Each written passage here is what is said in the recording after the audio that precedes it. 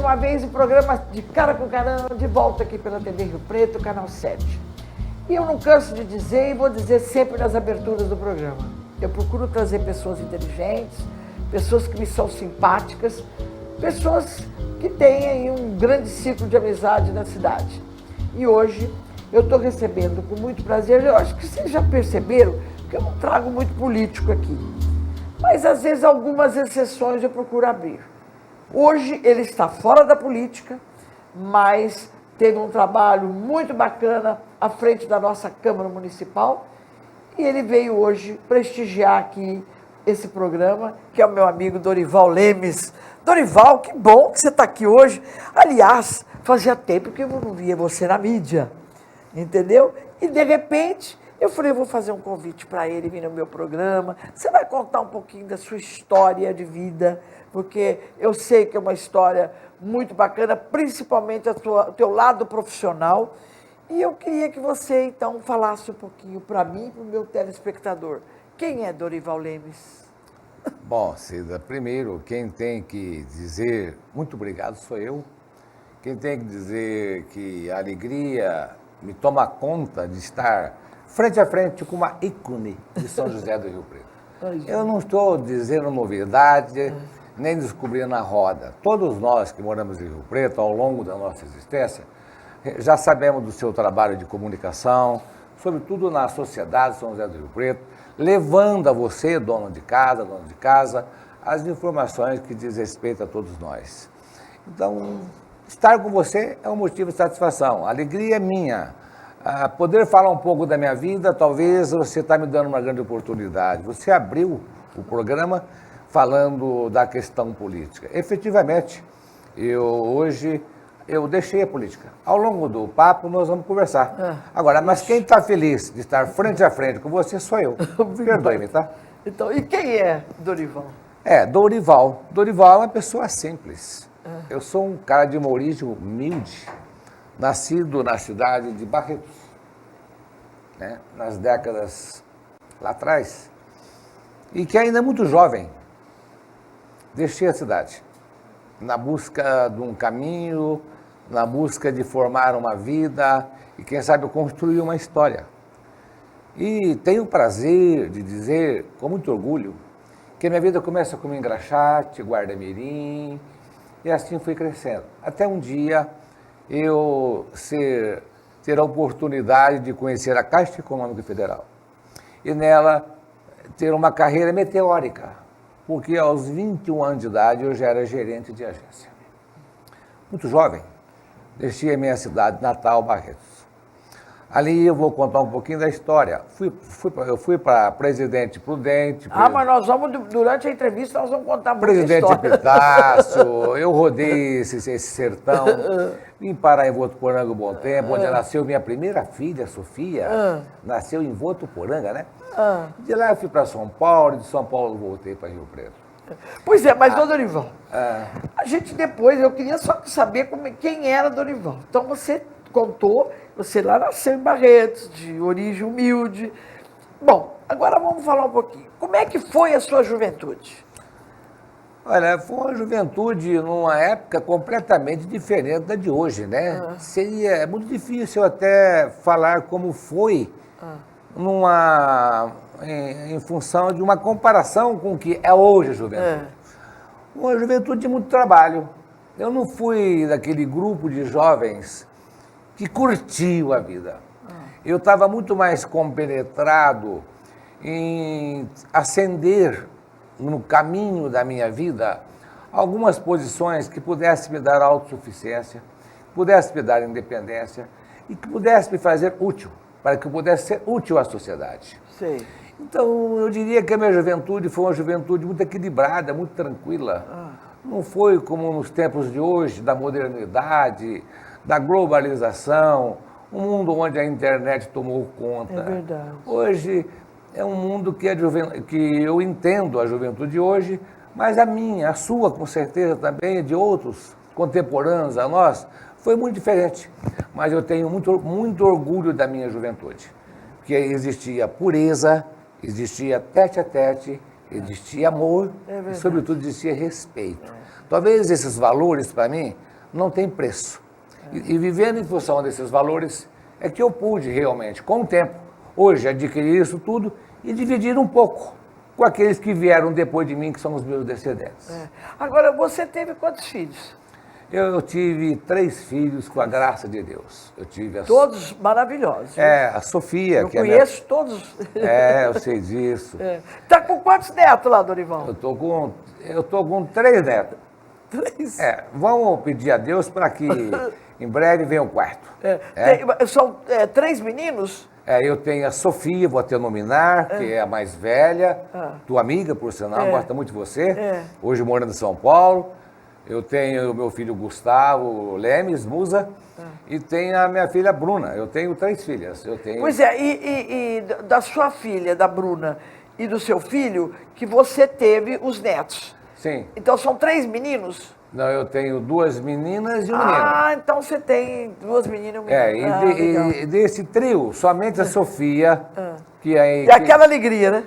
A Sofia é uma filha que eu tenho muita felicidade de falar dela, porque ela me dá muita alegria, a menina que nasceu muito feliz e vive feliz. Ela não casou-se. Ela é feliz. Ela é feliz. Ela sabe que a vida tem sentido. Eu muitas vezes, Cida, nessa conversa aqui informal com você, eu paro para pensar e tenho orgulho da forma com que ela vive a vida dela. Ela vive realmente todos os momentos de felicidade que é ofertado a cada um de nós. Que bom. Mas muitas vezes somos um pouco covardes. Deixamos de lado os nossos momentos felizes e omitimos o prazer da felicidade. Ela fez opção.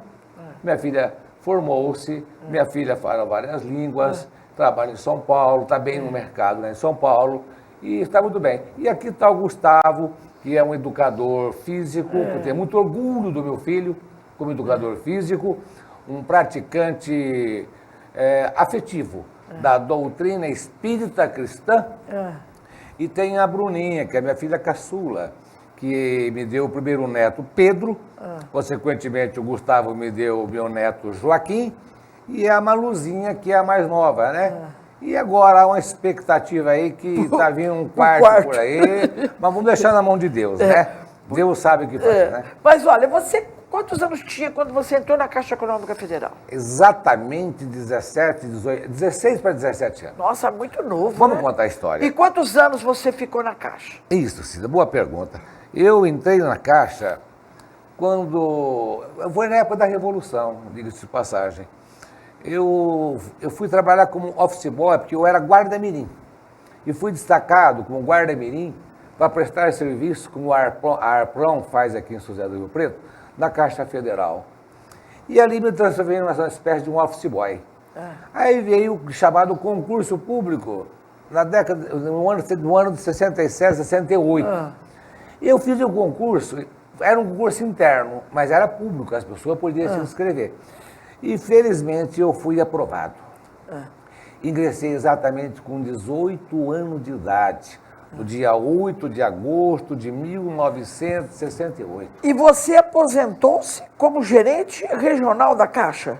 Foi a função que eu entrei como escriturário comum dentro da empresa, bom que diga isso aqui, a carreira meteórica, logo fui guindado a subgerente, depois gerente de agência, gerenciei grandes agências em São Paulo, como Santa Amaro, Brooklyn, Santo André, depois São José do Rio Preto, quando vim parar nessa cidade em 1977, 78, e logo em breve fui guindado à função de gerente regional, que hoje corresponde a uma superintendência regional. Sim. E o tempo passou-se e, de repente, surgiram fatos novos na minha vida, que nós vamos entrar já, né? E quantos anos você tinha quando você aposentou? Eu tinha 47, 48 Muito anos. novo, hein? Mas precisava. Eu precisava, foi bom. Eu entendo você, entendo você, e até entendo hoje a chamada reforma previdenciária que está aí numa discussão nacional nesse país, que realmente seria uma idade muito precoce para se falar em aposentar. Mas, em contrapartida... O importante é que você trabalhou. Eu não parei, desde pequeno. porque foi através da Caixa Federal, e é bom que diga isso, vou falar isso com muito orgulho. eu quando estive em Rio Preto, mais de 10 anos à frente da direção regional da Caixa Federal, eu lancei a descentralização num processo chamado processo habitacional. As casas populares foram trazidas para Rio Preto em primazia, em parceria com o prefeito da época, Manuel Antunes, e o secretário de Planejamento, Orlando Bolsoni, e que me tinha à frente da Caixa Federal como aquele que alocava os recursos, que dava o dinheiro, descentralizando, ou seja, tirando de São Paulo e trazendo para São José do Rio Preto. E os grandes conjuntos habitacionais foram lançados aqui em Rio Preto por nós. Aí vem uma coisa que eu preciso contar. E eu me apaixonei, eu me embebedei por esse trabalho, que eu vi ali realizar o sonho de muitas famílias que até então não tinham uma casinha para morar. Mas o tempo foi passando e eu percebia que faltava algo mais. Uma coisa chamada infraestrutura. E aí a gente pode continuar conversando com você para saber qual foi o meu próximo passo, caso interesse para você. Pois é, mas eu vou deixar uma pergunta no ar, porque nós vamos agora para o nosso intervalo, que eu estou sendo chamado.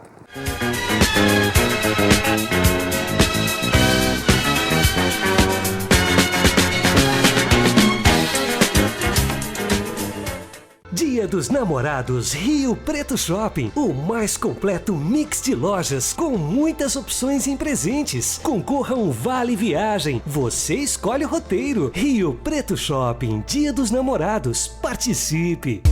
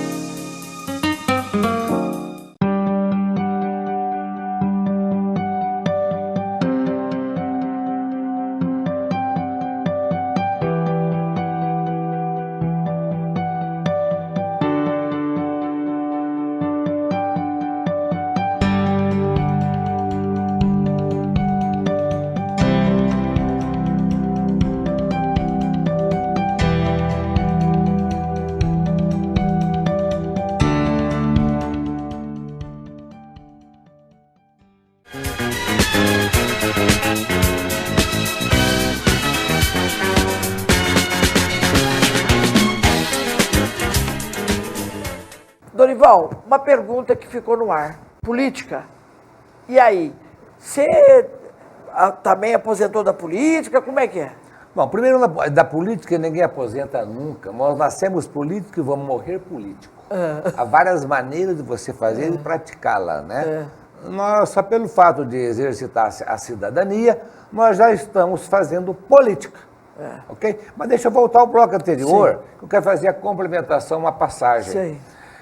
À frente à Caixa, como administrador, tive a oportunidade de fazer, em parceria com os prefeitos da época, vários conjuntos habitacionais em Rio Preto. Mas o tempo foi passando e eu percebia que faltava infraestrutura.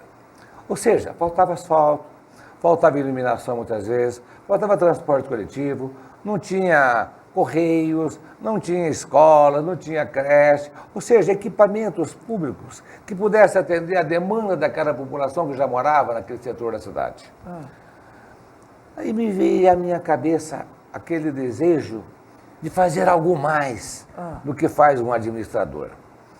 E por mais que a política seja hoje criticada, e o povo tem motivo de sobras para isso, o exercício da política é o exercício mais lindo e sagrado que pode existir.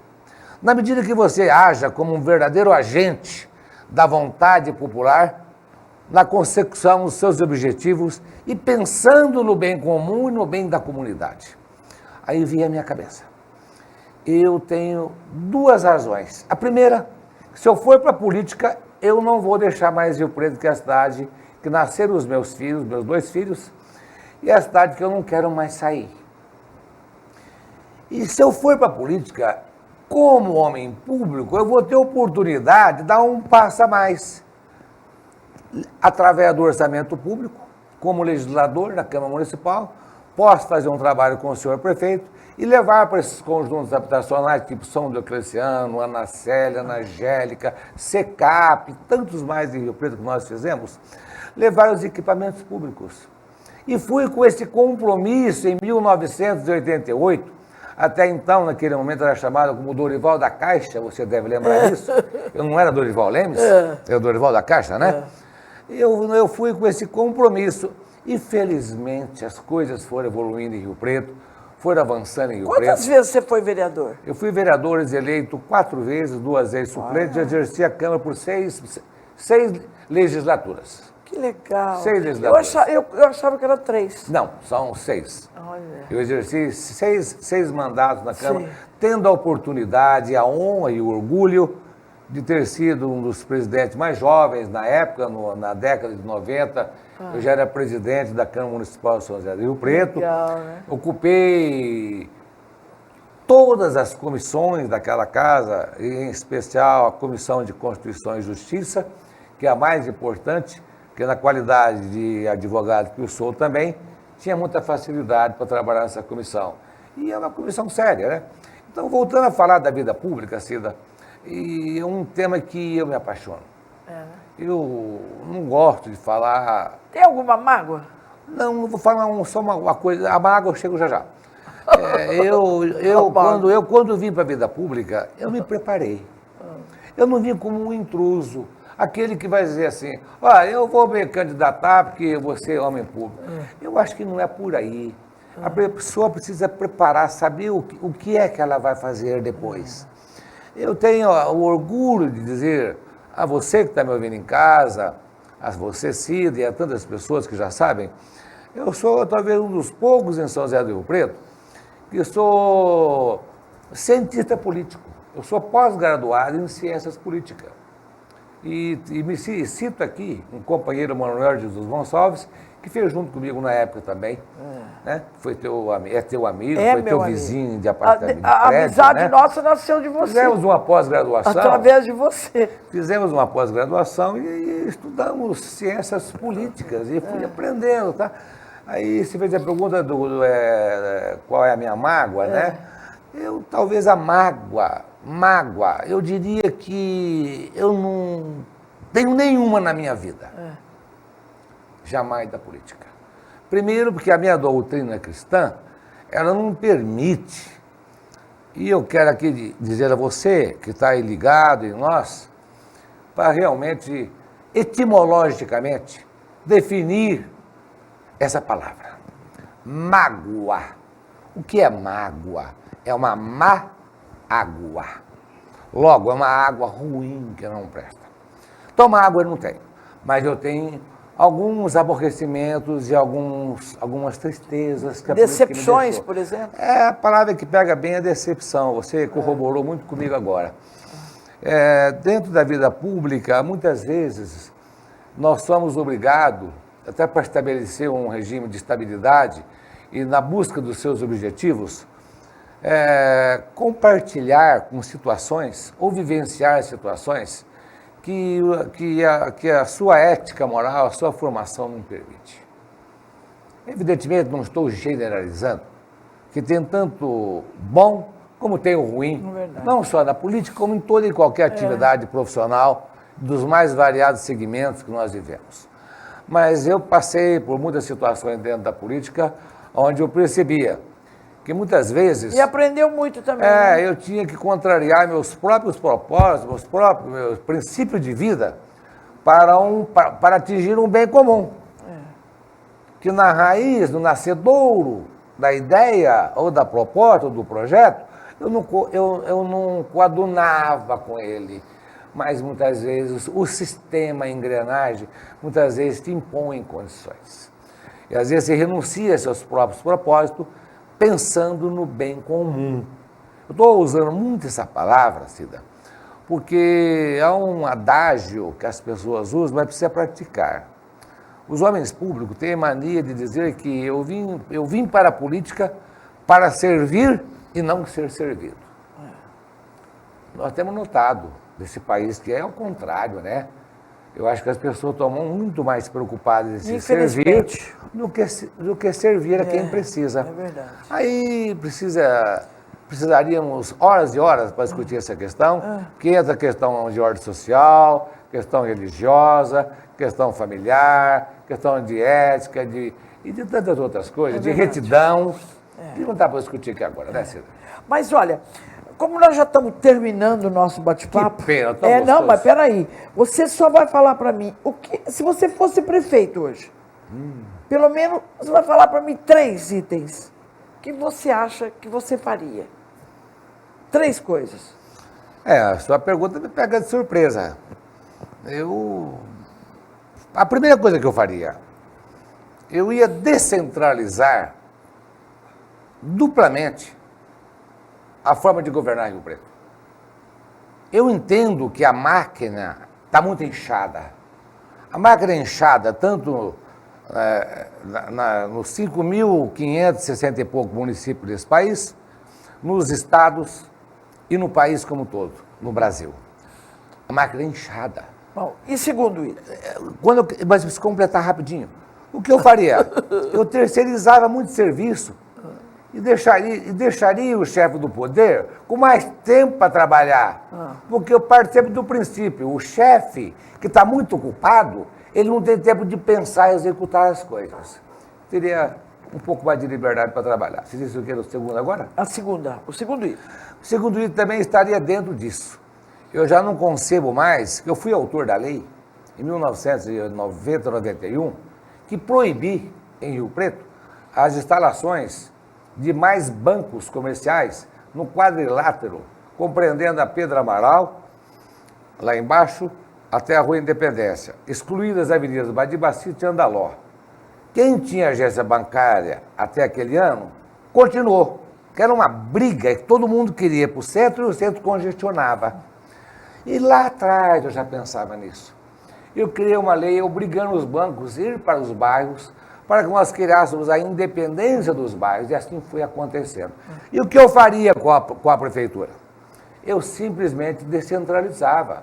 Não dá mais para conceber o poder público executivo e o legislativo e o próprio judiciário está encravado no centro de Rio Preto. Olha o judiciário ali da Marechal, que vergonha que é. É um absurdo. Ali param caminhões com bandido de alta periculosidade, botando em risco a população que por ali passa. Então, eu como prefeito, se um dia fosse, eu descentralizaria os 3 poderes. Colocaria num lugar bem distante fora da cidade, para atender exatamente as pessoas que precisassem do serviço público. Olha, para encerrar, eu tenho aquele bate-papo rápido que você tem que dar as respostas rápidas. Pega fogo? Exatamente. Qual é o seu defeito? Não sei, talvez a minha transparência pode ser um defeito. Eu sou muito transparente. E a sua qualidade? A qualidade é gostar da verdade. Um sonho de consumo. Sonho que ainda de não consumo. realizou. Sonho de consumo, tenho muitos. Tenho muitos. O sonho de consumo, a vida ainda está me reservando. Se você fosse voltar para o passado, que época que gostaria de voltar? Na mesma que eu vivi. Eu sou da década de 50, talvez o ano mais lindo. E a televisão nasceu no ano 50, muitas coisas surgiram no ano 50. Ficaria no ano 50. E o que não pode faltar na sua mesa? Não pode faltar o princípio da gratidão, do agradecimento a Deus pelo pão e pelo alimento. É de muitos amigos? Se eu sou de muitos amigos, eu tenho certeza que sou. Eu sou uma pessoa fácil, eu sou uma pessoa que não tem dificuldade de comunicação e sou aberto a todos. E uma saudade? Minha mãe, meu pai. E se ganhasse milhões na loteria, que faria? Olha, não sei. Ousado, eu vinha para cá pensando. Eu sei que bate bola, mas tenho que dizer, me emociona. Eu vinha para cá pensando exatamente sobre isso. Todos nós passamos por alguns problemas de ordem financeira. Eu não sei, eu não consigo ficar com dinheiro sabendo que tem muitas pessoas precisando. Eu não ficaria bem se eu ganhasse na loteria. Eu ficaria muito triste. Ao mesmo tempo que o bem material nos faz bem, Mas dependendo da forma que você use esse bem material, eu ficaria triste. Porque eu saberia que eu estaria muito bem e tinha muitas pessoas passando necessidade eu com tanto dinheiro. E o que acha que falta em Rio Preto? O que falta em Rio Preto? Eu não sei o que falta em Rio Preto. Além da praia, por exemplo. A praia, nós queríamos que já teve candidatos aqui que prometeu fazer a praia na Bernardino, né? Até brincadeira, mas prometeu. Eu não sei, talvez o que falta em Rio Preto é um pouco mais de confraternização entre as classes sociais. Eu tenho sentido, tenho andado, agora que eu estou fora da política, né? Eu tenho sentido que as classes sociais em São José do Rio Preto não interagem. É verdade. É uma coisa impressionante. Isso eu, na qualidade de um... Eu que vivo esse mundo, é verdade. Eu na qualidade de cristão espírita da doutrina kardecista que eu sou, eu sinto muito essa diferença da interação das classes sociais, das camadas sociais. Precisava haver mais unificação e, sobretudo, um pouco mais de cristianismo, um pouco mais de amor no coração, um pouco mais de doação. Olha, Dorival, foi um prazer muito grande tê-lo aqui. Eu quero que Deus continue abençoando você, abençoando toda a sua família. Quero mandar um abraço a cada um deles e desejar para você saúde também, tá? E é isso aí, gente. O programa de Cara com Cara encerra por aqui. Eu agradeço mais uma vez a grande audiência de todos vocês e fiquem ligados toda semana, essa semana e a próxima semana, porque ele vai estar aqui comigo contando um pouco dessa história tão bonita de trabalho, dedicação e amor a São José do Rio Preto. E eu tenho certeza que você que está aí me agradeceu hoje por ter trazido esse convidado. Então, até daqui 2 semanas, se Deus quiser, quando eu trarei outro de presente aí para todos vocês.